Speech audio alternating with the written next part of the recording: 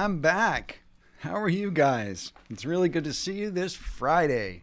I feel so rusty at this. I have to admit, I haven't gone live in, I think, about 6 or 7 months. And I just realized that the other day. I was feeling this itch. I got to go live. And I got this great question from someone in my Facebook group, and I thought, I'm going to do a live on that subject because it's a great subject. So hello to everybody. Joselle is here. Daniel's here. Amy, good to see you. Amy, Peter, Lewis, the man. And Peter, I am rocking the Red Bull today because, hey, I'm back in the saddle, right? And so I am also working with a new piece of tech today, which is very cool. I want to show it to you. So there's this thing. It is called a Stream Deck by Elgato, and it has a little magnetic back to it. And it's a USB device. It's basically a switcher that you can use in Ecamm Live to switch scenes, to trigger sounds, to trigger animations, to move slides, to do all sorts of stuff. And it's completely configurable. And the other really cool thing about it is that you can use it in Photoshop and Illustrator and all sorts of applications. So you can actually enter it in to, do keystrokes or do macros or all sorts of stuff. So you can actually use it in your design and creative practice too. You can use it in video editing programs, all sorts of stuff. It's a really, really cool tool. I've had it for like 4 days and I'm already completely blown away. And so, that's going to be fun. And so if there are any tech snafus today, it's because it's the first time I'm really using this live. And so Hashem is here. Good to see you, man. I was just drinking some of the tea that you gave me, Hashem, the other day. Stuff's so good. All that saffron. So great to see you all. I'm really happy to be back, really stoked. And I wanted to introduce Joselle Tech. Joselle Tech is in the chat. And as you may know, Joselle works with me in my agency practice as my marketing assistant. And she also has her own agency, The Rolling Media. She's located in the Philippines, and she is up late at night being a doll and moderating this chat for us today. So I'm really excited about that. Really happy for her to be here. And Joselle, if you can't last the whole thing, that's totally fine. But so great to see you guys. And so what are we going to talk about today? Oh, first of all, let's do a little bit of text wizardry. All right, let's try this. So if you want to connect with me, let's try this. Try that. Are they going to work? Nope. Well, anyway, I'm trying to make it work. And so if you want to connect with me, I'm on LinkedIn. I have a great Facebook group. I have an awesome newsletter on Instagram. Joselle Tech helps me be as many places as possible in repurposing my content across all the different platforms. If you haven't connected with me or followed me or subscribed to me, please do so. In particular, the Brand Design Masters Facebook group, which you see on the screen right now, facebook.com/groups/Brand Design Masters, will bring you into a great group of creative professionals and entrepreneurs who are meeting and networking and sharing resources and ideas and inspiration and getting creative, critical feedback from each other. It's a really cool and vibrant group. So if you're not a member of the Brand Design Masters Facebook group, I encourage you to please come over and check that out. And I can put, I think, because of this tech wizardry, a screen. There we go. All right. Up on the screen there. So facebook.com/group/Brand Design Masters. Come and check us out if you haven't already. And then also, I want to mention my podcast. Season 7 of my podcast, I think I'm up to into the 50s of episodes, is going to be a really, really great season. And it's going to start launching in just a week or so. And I have some amazing, amazing guests coming up on this season of the podcast. And I wanted to share with you doing something really different this time on the podcast. And that is that I am doing a 5-episode series with a strategy partner of mine. Her name's Kathy Onetto, and she has her own agency in San Francisco called Sustainable Ambition. And Kathy and I used to work together at a global agency together, and she has her own podcast. And what we decided to do is there's a lot of people who are considering or leaving corporate jobs right now. And either, through or after COVID or through COVID, they decided they wanted something different in their lives. So we did a 5-episode series on all of the aspects and the stages of decision-making, preparation, development, psychological changes in leaving corporate. And so there's 5 episodes, and that is a must listen to in this season of the podcast. So you're going to have to totally check that out. And so let's see what we got here. I mentioned Joselle Tech is moderating. Now, first of all, where are you guys from? Now that we've given a few minutes for people to enter the room, where are you guys from? Just pop it into the chat where you're located. Maybe what kind of creative professional or entrepreneur you are, what kind of business you're in, and maybe how long you've been in that business or industry. Are you, a 25-year veteran like me? Are you just out of school? Have you been in 5 to 10 years? I'd really love to get an idea of where you are in your journey, because as I'm presenting this information today on the process of a branding or creative project, I'd love to be able to address it, or at least kind of put it in context in terms of the sort of level that people are at in the chat. And so we got Dominican Republic, but now working in New York City, Norway, Romania, awesome. Romania, living in Italy. I know Joselle's in the Philippines. I know Peter's up in New Hampshire, or Maine, I think, Peter. Sorry about that. Cool. A newbie to the industry. Cyprian. Okay, cool. So Pakistan, brand identity designer. Peter's mostly fly fishing. Daniel's just across the Hudson from me in New York City, Bulgaria. Cool, awesome. Well, welcome all of you guys: Alex, Daniel, Peter, Cyprian, Ami, Starlin, James in Seattle. Cool, Amy, Louisiana. So psyched to see you guys here. Thank you for joining me on this kind of virgin voyage of Philip being back on YouTube, going live. And so if you haven't subscribed to my YouTube channel, now is a good time to hit that subscribe button and that notifications bell down there so you can get alerted when I post a new video or when I go live like this. And if you are not on my email list, let me see if I can put that up here. I'm going to go back to the main camera, and then we're going to do that. And if you can go to philipvandusen.com/muse and subscribe to my newsletter. Basically puts you on my email list. So whenever I go live, launch a new course, launch a new mastermind, share my newsletters, I said, you will be sure to get it. So make sure to go to philipvandusen.com/muse and sign up to my email list if you would. I'll leave that up there just for a few minutes. Sri Lanka, designer, Nagarathanan. Wow, great name. I wish I could pronounce it better. I gave it a shot. Usman from, Russia. Cool. South Africa, Leon. Marlon in the Philippines. Georgia, great state of Georgia. All right, awesome. Okay, good to see you guys. All right, so what do you think? Let's jump into it. Really great to see you guys. Okay, first of all, I do want to mention that this presentation came from a question that Partel Visak, who's a member of the Brand Design Masters Facebook group, asked in that group. He asked, do you have any suggestions about how to structure a branding or a design process or project with a client? And I said, I absolutely do. And I think that would be a great subject for a video and a live. And I'll do that in just a couple weeks. So here I am. So ask and you shall receive. If you have a topic or you have something you're curious about or want to learn more about, become a member of the Brand Design Masters Facebook group. Pop a question in there. I take requests, and I'm always curious about what people are wanting to learn more about.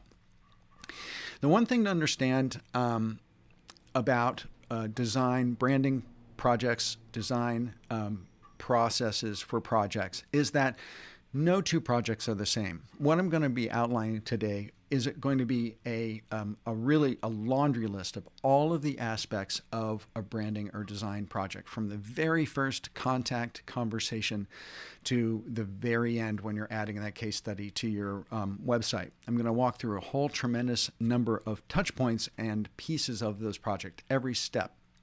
Now, like I said, if you're working with a really large company, a P&G or a GE or Coca-Cola, or you're going to do every single step of these processes in depth.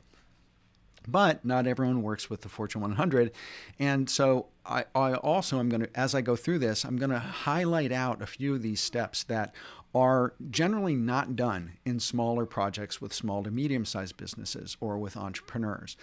There are a number of ways to scale any kind of design or branding project in terms of process steps, and I'm going to try to outline those for you as best I can. Okay? Sound good? Sounds good. All right. I had to do that. Had to have the applause. As I said, going to go from absolute beginning to absolute the end. Now, here's the thing. When I shared my deck with Joselle Tech, my marketing assistant, the other day, and she's like, "Oh my God, Philip, there's too many bullet points," which I have a tendency to kind of share too much information. So what I did was I kind of dialed that back.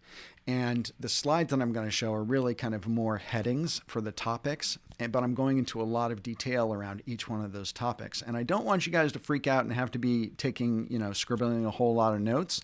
I want you to be listening to me and kind of making sure that you're connecting here so what I'm going to do to make that easy is I'm going to share the speaking notes, bullet points, the deck of what I'm talking through with you, so you can download it. So after this is over and this video posts, in the description I will post a link to a PDF on Google Drive that you can actually download the bullet points.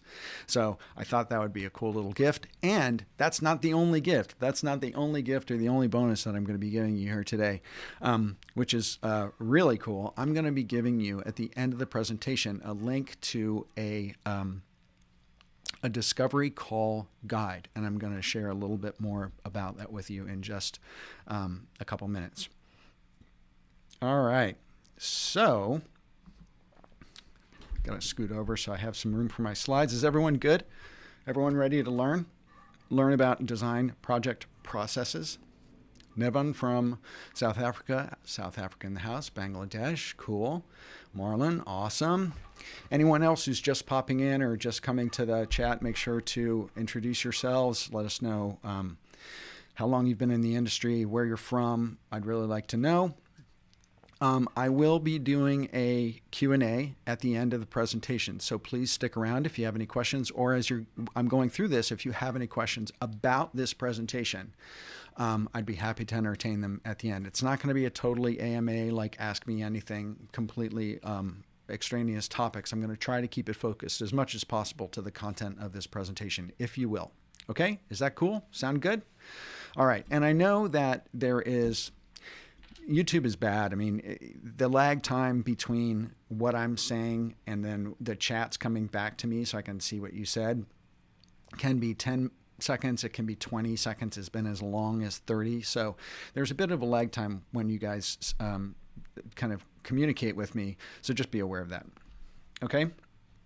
Oh, one other thing I just want to kind of point out, which is that if you have a question while we're going through, this is really important. If you have a question while we're going through, type the word question in all caps in the chat and then your question. Okay? Type question in all caps and then your question. The reason why you do this is because when I'm done with the presentation, I don't watch the chat through the whole presentation, right? Because it's too much going on. So when the presentation's over, I'll scroll back through the chat history and I can see very quickly when there is a question that someone wants me to answer. So if you type question in all caps, like Peter just did in the chat, I can see your questions. Okay, that's just a little process thing that makes it easier for me when we get to the Q&A. Okay? All right, awesome. You know what I should do? When I pause for refreshment, I should just put music on. See? I love that. The Stream Deck is so cool. All right. So let's do it. Design process, start to finish. First of all, most of you probably know a little bit about me, and I won't spend a lot of time on this, but I've had almost a 30-year career in branding and design, 20 years on the corporate side, 8 years on the global branding agency side. I've had a 6-year business of my own, and that adds up to more than 30 years, actually, as you can see. And I've worked on the client side and I've worked on the agency side. I've worked with most, I would say about half of the Fortune 100. These are just a smattering of the clients that I have worked with who are the large enterprise level clients. And the processes that I'm going to describe with you today are the processes that we used at agencies to work projects with these clients. And since I've been out on my own with my own consultancy, I've been working with a lot of small to medium-sized businesses. These are everything from solopreneurs to $100 million companies, which is kind of more what medium is. And so these are just a few of the companies that I've been working with. And I, again, have used these processes in various forms with these companies as well. And so today, who is this for? This is for anybody who is a creative professional who works with clients, but it's also for the clients. So if you have a company, you're an entrepreneur, you are a client-side person, and you're trying to learn more about design processes, this is good for you too, because as I'm going to be talking through this, you as a business owner need to understand how a branding or design project goes with an agency so you can be a real thought partner in how to construct the best process for your project or for your company. Okay? So that's for you too. So we're going to talk about how to build a project, all the steps, and how to participate in one, what you may need in a project, or in the case of a smaller company, what you may not need. Okay? So, sound good? Is everyone good? I think Joselle's laughing because I put on music while I was drinking, which I'm going to do again. You notice it was a different song this time. Okay. And as I said, I'm going to give you guys a free bonus. So this is a tool, the Discovery Call Checklist, that I developed for my Brand Strategy 101 course. And I gave it away as a lead magnet when I was pitching that course last year. And it's a really, really amazing tool. It is part of the Brand Strategy 101 course. So when you take that course, you get this as one of the 24 different assets that I give away in that course. And it's a discussion guide for the discovery call, where you are having your very first in-depth conversation with your client. And it leads you through a whole lot of different topic themes and questions that you need to ask. And these are the sorts of questions that will unlock more work for you. It will give you clarity on the project you're building, the current project, but it will also possibly unlock a larger project or more projects down the line for you. So it's a really great document, and I want you to stick with me to the end of this presentation, because then I'm going to give you the URL where you can get it. Okay? And Joselle, you'll be able to, if you're able to hang in there with me, either you or Peter can add in the URL into the chat so people can grab it. All right? Where are we going? Okay. Where are we going? Step number 1. There are 5 steps. There's 5 major pieces of any kind of project. 1 is the preparation and the initial engagement. Okay. Number 2 is the project kickoff. That's where you, the proposal's done, everything's signed, and you're kicking off the project, and you're starting in on the foundational aspects of building the brand. The next is developing a creative brief. And this is a major step, and it includes a whole bunch of stuff. We're going to go into that a little bit in depth. Then there is the design phase, and I use the design phase very generally, the creative development phase. It could be a video, it could be marketing, it could be collateral, it could be a trade show booth, it could be a brand identity. There's any number of things that you could design in a project.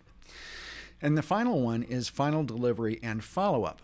And the follow-up piece is another reason to stick at the end, because a lot of these pieces of follow-up people don't think about, and they're very important. And I tell you, even in the largest branding agencies, the global agencies that I've worked with, in some cases, they are bad at this kind of follow-up. And this is the sort of follow-up that will lead to more projects and referrals for you from your clients and also in lead gen and getting more. So that follow-up piece, I want you to stick with me for as well. Okay. All right. So stage one is preparation and engagement. And in each one of these stages, 5 stages, I've kind of broken it down into kind of 3 major parts.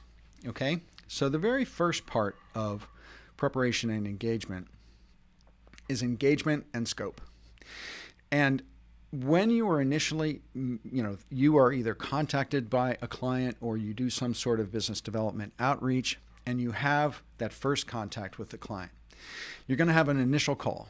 It's a prospecting call where you are talking to your prospect, your potential client, and you are finding out very generally what it is, who they are, what it is they do, and what it is they think they want. Okay? That's the prospecting call. And this is an important call for you because in this call, it's very important that you qualify the lead, meaning that you give the client some sort of context, very ballpark context around what you generally charge for the sorts of things they're talking about. And the reason why you do this is because developing proposals and spending time with clients on discussing projects is very time consuming, and time is money. And so if a client is not qualified to pay your fees or is not the size or type of client that you want to work with, you want to find that out as early as possible. Okay? So there is and we can talk about this in the Brand Design Masters Facebook group too, if you want to get into like the real kind of verbatims of exactly what to say. We're pretty much talking about steps through this presentation. I can't go into incredible depth on each one because I'd be here for, 8 hours. But we can talk about actual scripts in terms of how to say, how to phrase, giving your client some sort of indication of what it is you charge for certain kind of deliverables. The next step is pitch and credentials. So you've connected with the client on the phone. You may now need to win the business, meaning they may be talking to multiple agencies if you're a larger agency and it's a larger company. And then you would go into a pitch presentation or sharing your credentials, your portfolio, your slide deck. We in the larger agency world call it a creds presentation, credentials presentation. And in a credentials deck, you will have a slideshow of your work. You will have a description of your agency, why they should choose you, all this sort of stuff. And you would have that meeting with them. And then you're going to get into the discovery call, where you're going to have another call or another Zoom where you start to ask a deeper level of questions. And this is where this free bonus discussion guide comes in, is that you are going to get into the company background. You're going to talk about, explore questions around their business, the needs of their business, the project scope. And this is also going to give you the opportunity to upsell the project, like selling in strategy or competitive audits or consumer research or extra deliverables on top of what they think they already need, right? And so you have this conversation and you will get, there will be a meeting of the minds or there won't be. And you will get a generalized commitment from the client that they want to go to the next step, right? They want to go to a proposal step. But remember, it's an agreement between, everyone's got to want to do it, right? It's like the client has to want to work with you, but then you also have to understand that you have a choice to make in terms of whether this is the sort of client that you want to work with. Do you want to work with them? And then you're going to get a general idea. The next little bullet is you're going to get a general idea of who the project stakeholders are, both on the client side, how many people are going to be involved in the project, and on the agency side, whether it's you, whether it's additional outside contractors. And you're going to have a discussion around that. Now, this one step I'm going to talk with you about is a very important step before the proposal. And this is something that I learned when I started my own consultancy about 7 years ago, which is that when I first started off, I was developing fully fledged proposals after this discovery call conversation. And I was putting hours and hours worth of work into this proposal. I was sending it to the client, and they were having sticker shock and saying, "Oh my gosh, I had no idea it was going to be so expensive." And so in order to avoid that, what I do and what I would recommend that you do is that you have a ballpark fee email stage where you've gone through the discovery call, you've decided that you want to take it to the next step. It sounds like it would be good to work with each other. I say, the next step in the process is I'm going to send you an email with a recommended generalized idea of the phases I think that you need for this project. And I'm going to break down the fee structure for the project in an email. If you agree to that generalized ballpark quote, then we'll go to the next step and do a fully fledged proposal. And they say, great, because here's the thing. To type out an email with some generalized pricing, and you don't have to be held to that pricing, you don't want to undercut yourself. But if they freak out at that point and they say, oh, wow, this is, much more than I expected, then it's a great time to walk away and say, hey, I have an agency I can recommend you to, or here's a freelancer who might be a better fit for you. And you have not spent 5 or 8 hours putting together a fully fledged proposal in order to address their needs. So that's a word to the wise. The next step here is the project proposal, right? Anyone who is, thank you guys for being in the chat. And anyone who is got a question, I saw one question come in from Usman. Anybody else who has a question, make sure that you're typing question in all caps. Let me do this again. Yeah, type question in all caps before your question so I can find it in the chat when I go back to look for them, okay? Project proposal. All right, so a project proposal is a multi-page document, and what it includes is an introductory letter, so usually a page. It's kind of a letter introduction, a description of your agency, a little paragraph on why they should choose you, and then you also want to have lay out the project phases. So the project phases could include discovery, could include a competitive audit, brand strategy, brand identity, graphic design, motion design, whatever kind of design, illustration, motion, marketing materials that you produce, and outlining all of the steps of interaction, the deliverables, how many meetings there are, and all of the phases and fees, right? You would also include in that document a calendar, so a project calendar. It's good to lay it out in a Gantt chart or some sort of flow chart so that they can see how phases back up to each other, how long they are, if some phases overlap with each other. So you want to include a project calendar. Again, fees and pricing for each phase. And then you're also going to be including your terms and condition contract, your legal contract for the project. Okay? The next step is project acceptance. Is everyone tracking with me?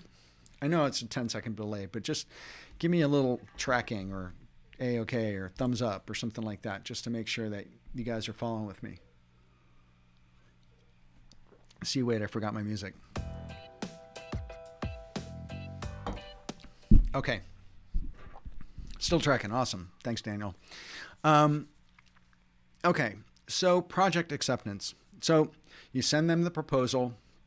They read it through a couple days. They're like, this aligns with your ballpark email. I love all the detail in the phases. There may be a revision or two, or they're like, we don't need this phase, or you might have to tweak aspects of it, but say they like the proposal. The next step is for them to accept it. So they're going to be signing the legal terms and agreements for your proposal and formally accepting it. I generally get them to formally accept it in an email. Then they will also sign the fees, the phases and fees page, and also the terms and conditions contract.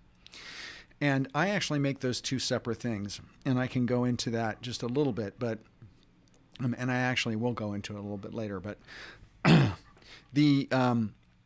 I have them sign two things. I have them sign the total fees page where it has the phases, the price for each phase, and then the total, and I have a signature line on that page of the proposal.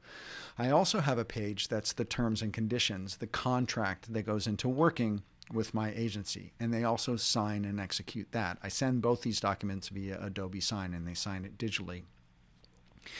And so, but the purpose of having those two documents is separate, and this is important and could be a little power tip for you guys, is that once they sign the terms and conditions contract, the contract can say this contract is good for all subsequent engagements or projects that we do together until it is terminated in writing by both parties.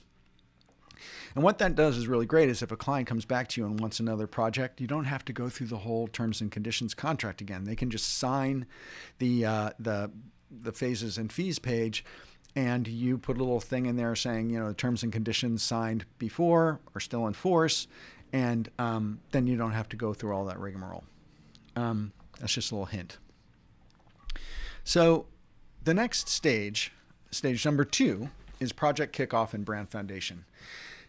The proposal signed, you've gotten your deposit, and you're now ready to kick off the project. Okay? When the proposal signed, the first thing you want to do is you want to have a project kickoff call. And that is you want to get all of the stakeholders, both on the agency side and the client side, who are involved in the project on Zoom, on the phone, in person, in a room in the client's offices or the agency's offices, all at the same time to kick off the project, where you're going to outline and verbalize the phases of the project, what's going to happen, what the deliverables are, who all the stakeholders are, what their roles and responsibilities are, so everybody knows what's going on at the beginning. This is important because when you're working with a large company, there can be tons of stakeholders. And when you're working with smaller companies, it can be, much fewer. But when there are larger companies, you want to make sure that you're completely understanding all the stakeholders and all the reviews and sign-offs that have to happen in a project. Because many times you may be working with a brand manager or a smaller department within a larger company, and then towards the end of the project, they say, oh, now we have to get this signed off on by the CMO or the VP of marketing. And you're like, what? And so you don't want to not understand all the phases of approval that you have to go through in any project. So you want to do that in the kickoff. And then you're going to go into discovery. And this is different from the discovery call. So the discovery call and discussion guide that I shared with you at the very beginning is about digging into the company and before you actually do the proposal, before you win the job.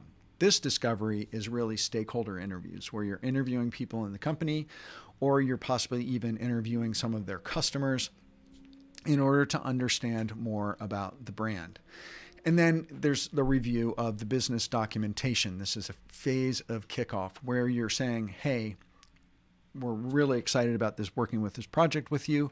Please send us all of the documentation about your brand, whether that's a product brand, whether it's a company brand, whether it's a particular division, whoever it is that you're working with. Send us your business plans, your strategy, any user research, any data you have, past marketing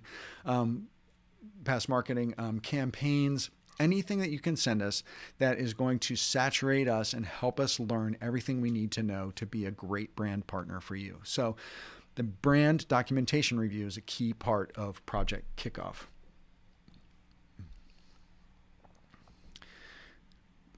See, I forgot to advance my slide. Sorry about that. So number 1 is Project Kickoff, which we just talked about.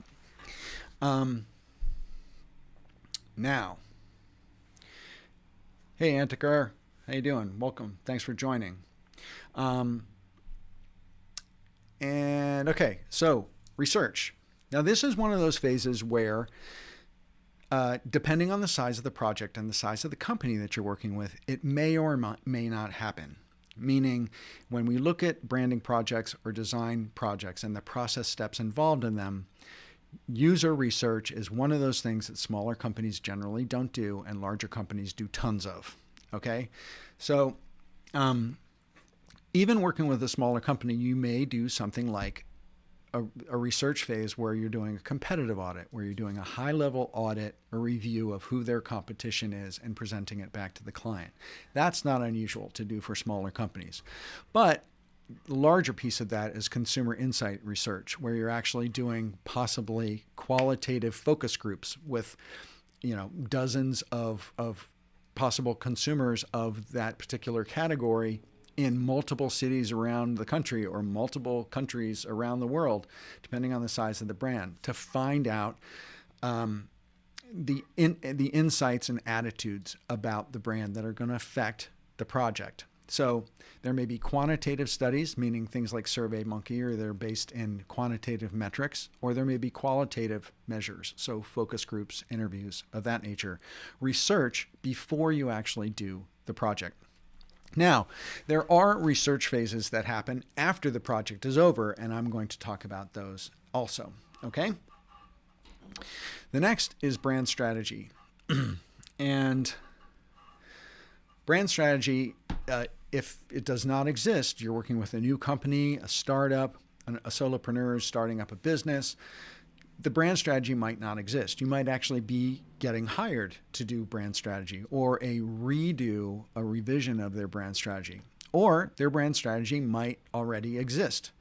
And if it does exist already, you'll want to review that as part of your brand documentation review. But if it doesn't exist, some of the steps that go into brand strategy are the following. And this is something that I wanted to share with you, which is that I have a course, Brand Strategy 101, which I'm going to tell you a little bit about later on. It's not going to be long. It's just be a couple seconds. This is not a webinar. But if you're curious about brand strategy and want to learn it, I have a video course on it that I delivered live a couple times last year. It's now evergreen video. It's an amazing course. There's actually a lot of people in chat right here who've actually taken it. And feel free to chime in and say how amazing it is. But so if you want to learn more about brand strategy, I have ways for you to do that and to really up your game in your business. So some of the things that can be delivered with brand strategy are things like brand positioning statements, mission or vision statements, brand pyramids, customer avatars, brand personality, brand voice, brand expressions, so visual or verbal expressions of the brand. Those are the sorts of things delivered in brand strategy, and that is a key step or phase in any project, whether it is part of the actual phases of the deliverable or whether it's just a review of those things as you absorb everything that you need to know about the brand. Okay? Stage 3, the creative brief. The creative brief is really important, and not only important to you, but it's also important to the client, and it's also important to the success of the project. And even if your client doesn't understand what a creative brief is, I recommend that you do it for yourself, even if they are not providing it to you or they don't know what it is. Larger companies, they will, and they will provide it to you. So who creates creative briefs? Generally, on the larger scale, the client creates a creative brief and delivers it to the agency for the project. And then the agency will look at it, they'll review it. There's, it's very kind of common that agencies will bitch and moan about how bad the creative brief is, and then they will go back to the client and have things added or revised, and it's a back and forth between the client and the agency or the creative provider to nail down the creative brief. The reason this is really important is because everyone's got to agree to it, because the creative brief is what's going to guide the success of this project from here on out. Okay? What is in a creative brief? There are 7 main pieces of a creative brief, and I'm going to go into slight detail over them. And I've actually got some creative brief examples in Brand Strategy 101 in terms of templates that you can actually use. So here are the pieces that you need to consider in a creative brief. Number 1 is the project. What's the brand? What's the mission of the brand? Okay. Number 2, what are the goals? What are the goals of the project? What are the business objectives? And what are the design objectives of the project? Number 3 is what are the context and insights. So this is who's the consumer target? Who's the competition?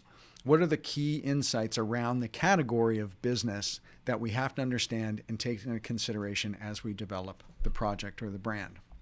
Number 4 is what I call the toolkit. And the toolkit is capturing what the benefits of the product or service are, the PODs, or the points of differentiation, how the product or service is better or different than competition.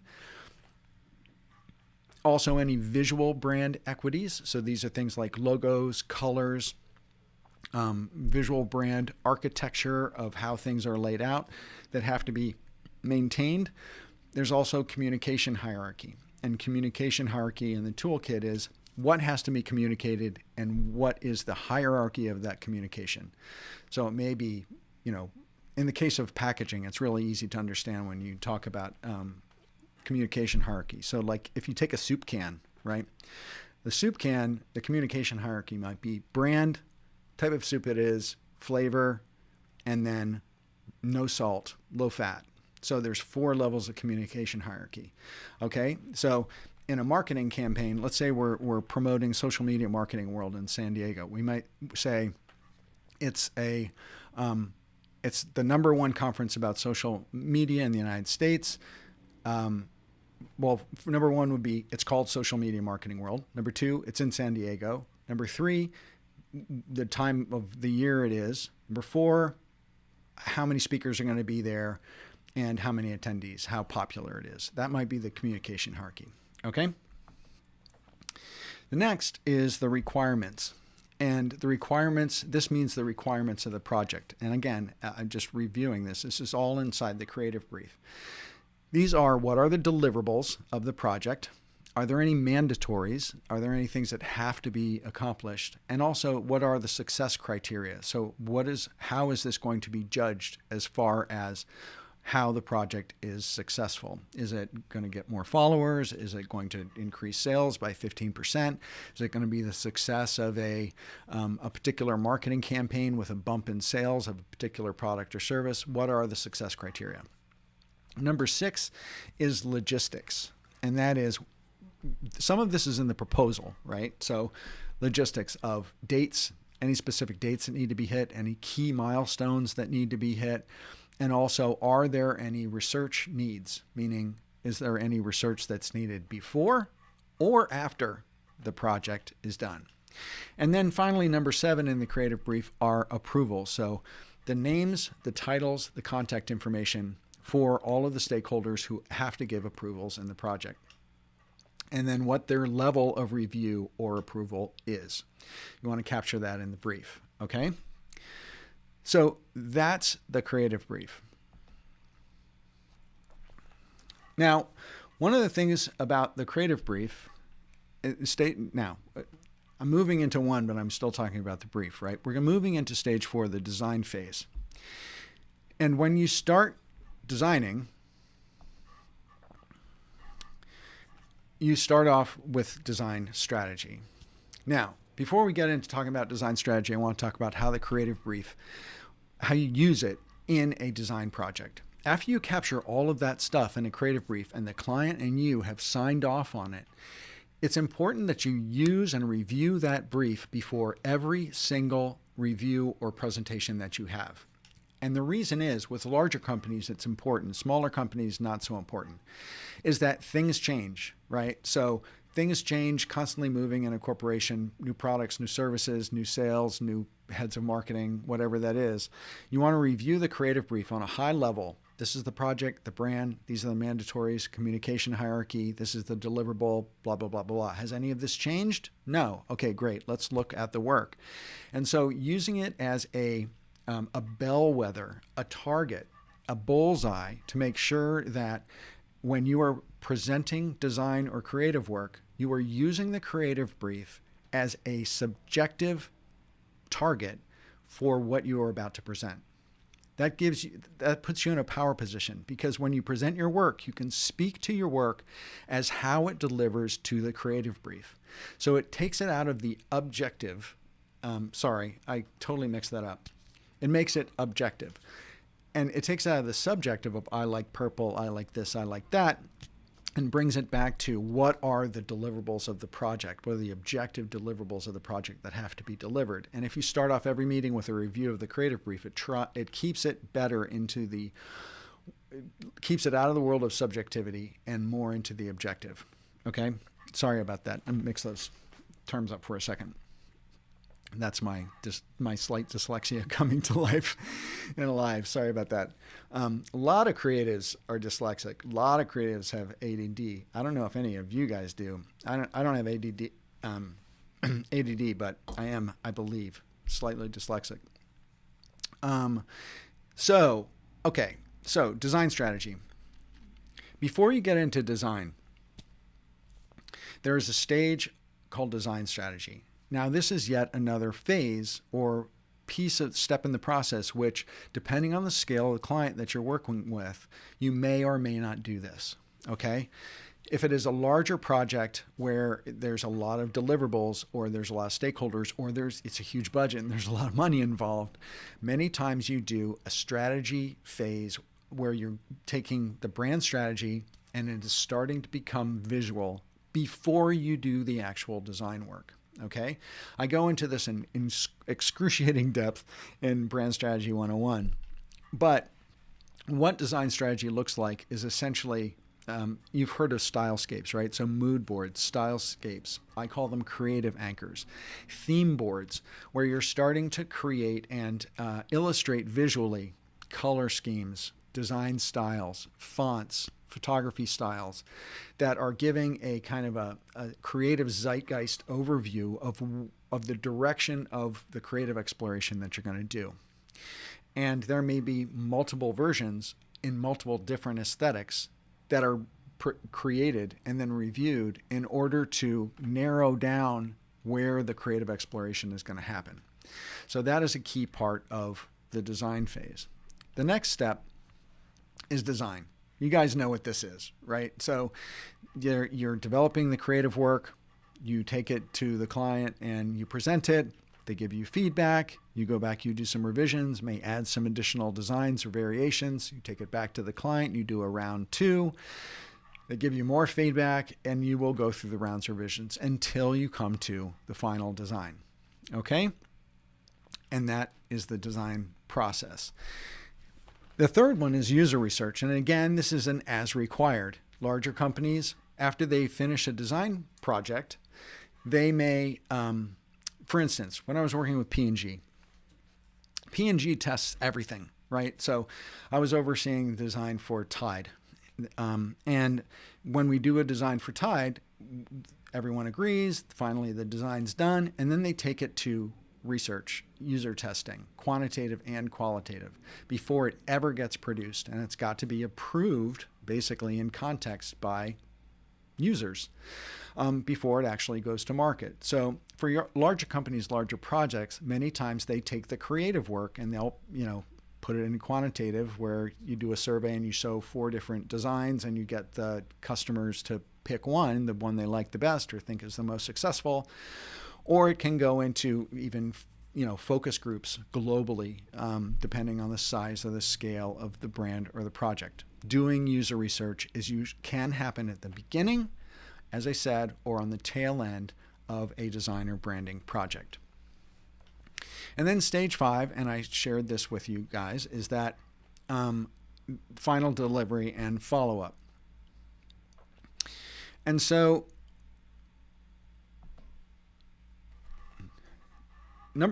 first step of the 3, is artwork delivery. So the project's done, they love it, maybe you went to user research testing, they loved it, and so the project is wrapping up. You're delivering the artwork to the client. This may be camera-ready artwork, it may be native files, it may not be, and so the artwork is delivered to the client. And then there is the finalization step, which is where final payment is received. And generally there is what we call a post-mortem meeting. So after the project is over, all of the stakeholders, or at least the lead stakeholders on the agency and the client side, will get together and do a post-mortem, a review of a debrief of the project. How well did it go? Were there any stumbling blocks? How did everyone feel about it? is the client happy? Would you work with us again? And so you review the project. So you can agree what went well and what didn't go well, or you can do damage control if something didn't go so well, or you can all celebrate and, pop champagne and say, that was fantastic. Can't wait to work with you again, which hopefully is the way it goes. All right. And then number 3 is follow-up. And that is the important part that I told you at the very beginning. See, I'm getting really good at that, right? Okay. So follow-up is where you're going to, this may be, a month later, 2 months later, you're going to go back to the client and you're going to ask about the key performance indicators, the KPIs of the project. Are there any performance metrics that were captured or recognized by the client that can prove that this design process or the project was successful? And this is a step a lot of agencies don't do regularly. Now, clients can be cagey about how much they tell you. They also can say, that's very hard to track. But if you know the questions to ask and can dig in, you can get metrics, hard metrics, and even qualitative feedback on how successful the project was. So you want to follow up with the client to track KPIs, to track performance metrics, and also to get testimonials, to get qualitative testimonials, verbatims that you can use on your website. This could be client testimonials, could be even consumer testimonials who experienced the new design in the store, right? You do this because you want to be able to capture these things on your website, in your credentials presentations, and you also are going to go back to the client. The next step is to go back and ask for referrals. Can they refer you to any other departments within the company? Can they refer you to any other clients or colleagues or network partners they have who might use your services? So you want to make sure that you're asking for referrals, because 75% of, I'm throwing that number out there, of great and easy work comes from referrals. Getting business through cold business outreach is tough, and it's always best to nurture relationships, maintain them, and ask for referrals. And then finally, the final step in follow-up is you want to add the work, the case study, to your portfolio and to your website. And this is where I said at the very beginning of the live, so many companies and agencies completely fall down, which is that they do this great work for these clients, and then it takes them 2 years to put a case study up on their website. So they do this amazing work, and then their websites are not kept up, or they're not showcasing those case studies in any kind of a public way, which is what's going to lead to new work. So if you want to beat out like 80% of the other agencies out there, when you do new work, get it up on your website in case study form fast. And don't forget about it, because you'll be on to the next project. You'll be doing the next proposal. You'll be responding to the next outreach from a client. And it's like the cobbler's children have no shoes, right? We are branding and design people, and we don't do branding and design well for ourselves. So make sure that you do, and you maintain your website and your credentials, presentation decks, and your case studies on your wherever you are showcasing your work, Behance, your website, whatever. Keep it up to date. Okay? And that's the presentation, you guys. Now, as I said, as I was going through this, this is going to be a big pitch, but I offer a course called Brand Strategy 101, and leading you through and teaching you how to deliver brand strategy, even if you're just curious about it and you've never, done it before. Or if you really are looking to, have you been in the design game for a while and are looking to up your game and get bigger projects with bigger clients and sell more and be able to charge more for the work that you're already doing. By offering brand strategy and that level of thinking and deliverable, you can charge more for the design work that you're already doing. So check out philipvandusen.com/BS101 if you want to learn more about my Brand Strategy 101 course. Okay? These are just a few of the 27 different downloadable tools and discussion guides that come with Brand Strategy 101 that you can download and use as templates immediately in your business. It's really plug and play. And the price of the course is $497. It's available now immediately. So if you go to this website and you purchase it, you could start taking it in a half an hour. And because it's available evergreen online, on video, and you can take it at your leisure and on your own time. Now, this is the one thing that I said, stick with me to the end, and thank you so much, you guys, for sticking with me to the end. If you go to branddesignmasters.com/DC checklist, you can download the Discovery Call Checklist, which is part of Brand Strategy 101. And it is an amazing tool and will give you a lot of conversation fodder for that initial discovery call where you are learning more about the client and uncovering opportunities to do a broader scope project for them. So that's a freebie for you. Thank you so much for coming today, and go download that. And don't leave yet, because I'm going to answer some questions. I did see that some questions had come in, but I'm going to totally do that. Now I'm going to leave that up there for just a second. branddesignmasters.com/DC checklist. Okay. All right. Now let me see if this works. Yeah, it does. All right. If you're not on the email list, philipvandusen.com/muse, and then all my other social channels, which are just going to kind of run through here. All right, let's do some Q&A. I'm going to, let me scroll back. Daniel, I see your question came in. I'm going to scroll back and see if there's some questions that came in more earlier in the chat. All right, here we go. There was one that was not in caps I remember seeing come through. And I'm missing it because it's not in caps. There it is. All right. So Usman asked, plagiarism or similarity in colors of brand identity project.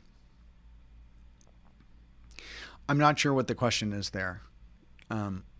If you're going to have to be clear about your question.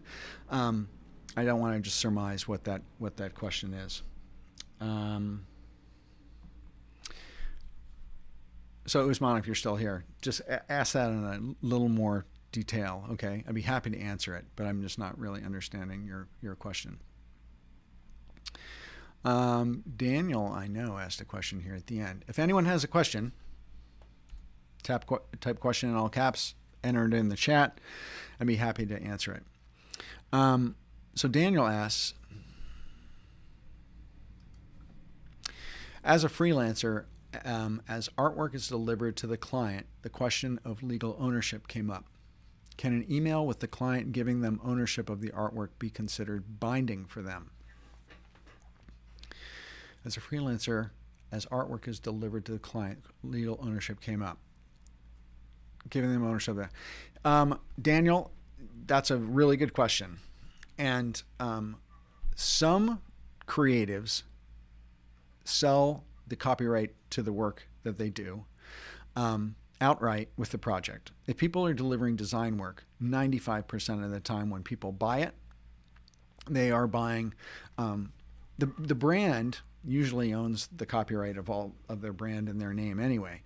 But so I always put this in my terms and conditions. So this is a section in my terms and conditions contract that says when the project is finished and all of the artwork is delivered, the legal rights and copyrights to that work is transferred, and the final invoice is paid. Then those rights are transferred to the client, and the client owns the work outright. Now, that said, there are some instances where certain types of creative, they maintain the copyright. Music can be one of them, meaning if an artist is, doing a soundtrack for a film and they are producing it for the film, they use it in the film, but they are maintaining the copyright, so they get residuals from it, right? So not all creative projects do they transfer copyright, but for the most part, when you are delivering a project in a creative form, copyright is transferred when the design is done. But that an email will probably not suffice. You really have to have signatures, your signature and their signature on a legally acceptable document that is that's agreed to and legally executed by both parties. Because if it ever comes to a problem, you don't want to be searching for an email that they can say that they never got, right? I mean, that's not a situation that you want to be in. Okay. Ryan said, what are your main KPIs aside from simply revenue list for smaller companies, 500,000 to 20 million? Ryan, it's a great question, and it depends a lot on what the deliverable is for the project. A KPI for a social media campaign could be, and I did a great video on this, by the way. I should have the thumbnail, but it's about how to design a marketing campaign. And so, say it's a social media campaign, you might be looking for engagement. You might be looking for subscribers or followers or likes or comments or shares. In social media, KPIs can be very soft, meaning they're not contributing directly and immediately to sales. Now, if you're doing a website redesign and you're redoing the customer journey on the website, that could result in KPIs that have to do with calls. It could be how many outreach emails are we receiving, how many form fills are we receiving, how many sales calls are our sales team receiving, has our traffic to our website spiked, are our page views, the length of view of our pages gone up, has the number of page views across the site, meaning how the visitors are traveling and how long they're staying on the site, has that changed? Depending on what the creative project is, your KPIs can be different. I know what your business you're in, Ryan, and doing work for contractors, doing vehicles and marketing materials for contractors. Ryan does probably the most amazing vehicle apps for contractors and service professionals that I've seen. They're all over Pinterest, by the way. Ryan has is a very talented guy with a great agency. And but so in your case, if you do a truck wrap for a company, the lift they might be seeing is brand recognition. So how many people are now familiar or have seen the trucks around if some qualitative focus groups are done, or how many calls are they receiving, right? Has their average ticket price gone up? It's just because their brand is perceived as being more premium now that they have more premium looking branding on their trucks. Are they able to charge more for what they do? So depending on what the deliverable is, the KPIs can be associated with that. Hope that helps. Okay, Alex. I'm going to try to see if this button works. It does. Can this strategy apply in the case you pitch a proposal idea to a new client without them initially asking you, but you believe it would be a better branding for them? Thank you. Number one, love your avatar.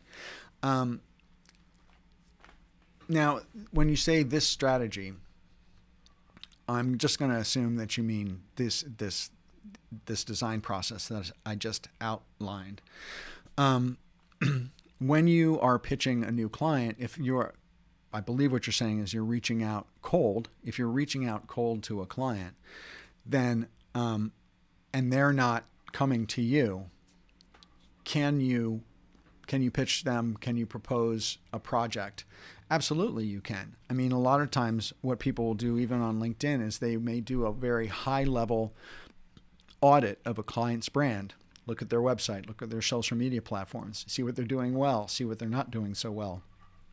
Take a look at what their competition is doing. How well is their competition or perceived competition doing it?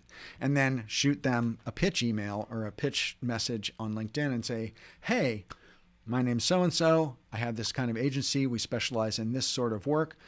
I love your website. I was just checking out your website and your social media campaigns, and I noticed that you're doing X, Y, and Z really well, but there's one aspect where I think that you might be able to improve. Is that something that you'd like to talk about or explore? So what that is using this, competitive audit process as a way to find a way in to pitch a new client. So can you use it for that, to do branding for them? Yes, you can. All right. Sorry, need to cancel that. All right, Alex. Yes. Okay, good. So I answered your question, Alex. I hope that was helpful. Does anyone have any other questions? Joselle is always Razmi, Joselle Tech, who may or may not be here still because it's super late in the Philippines, is always jazz me and say, you can't do a live under an hour. You do shorter lives. So I'm not going under an hour, Joselle. But this has been awesome. So I'm just going to hang for just a couple more minutes. And if there are any other questions, Joselle is here. If there are any other questions, please type question in all caps. Be happy to answer some. Let's see what else is going on. One of the things I've been doing this year that maybe you guys have noticed if you do watch my videos is that I've actually started to accept sponsorships.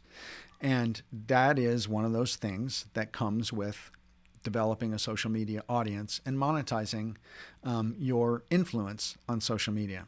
And so that's something I've been doing. And I've been trying to take ones that are not fully fledged demo videos, even though that's what I published last week.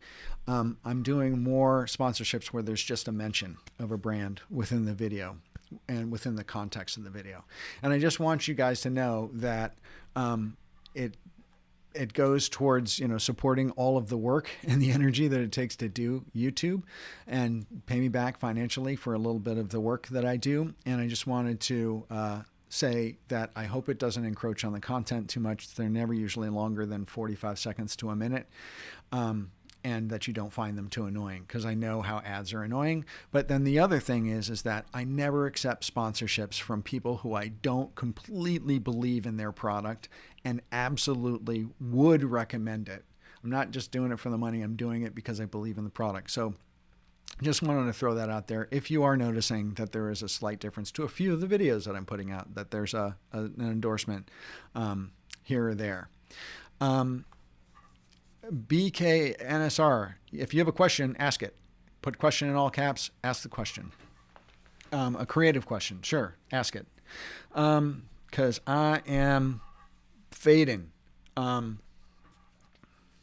right, question. As a teenager, can you learn graphic design in your free time? Yes, of course you can.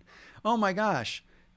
You have been born into the greatest period of time in history to be able to learn graphic design, because you can learn graphic design. It used to be you couldn't learn graphic design unless you went to a 4-year university and, back in the day, kicked out $75,000. Now it's like $75,000 a year, but you can learn graphic design 100% online for free.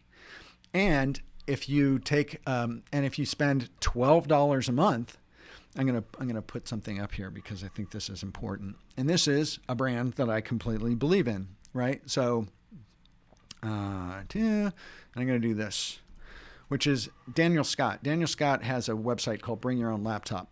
And if you go to byol.me/Philip, Daniel Scott is a certified Adobe trainer, and he has been a speaker at the Adobe Max conference for a number of years. He is the best Adobe application teacher that there is. And for I think it's like $12 a month, you get access to his entire library of Adobe training programs. And there are hundreds of videos on just about every Adobe program that you can think of. So totally for free? No. But as a teenager, I bet you spend $12 on pizza within a couple of weeks, right? So for $12, you can learn every single Adobe program that can get you to an amazing new career on this website. So I highly recommend Daniel Scott, and I completely believe in him. And he's an incredibly great, funny guy and a really good friend. So I encourage you to check out that website. But can you learn it? Yes. Can you learn it even without Daniel Scott? yes, YouTube is an incredibly great place to start. And the fact that you are here in this live today is a testament to the fact that you are taking the steps and taking the action in order to learn graphic design and set yourself up for success as a creative professional. So awesome for you. Daniel, thank you so much for your super chat sticker. I really, really appreciate that.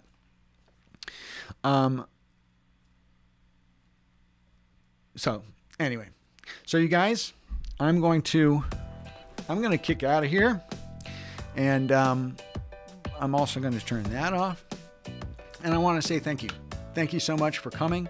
Really, really appreciate it. Thanks for the great questions.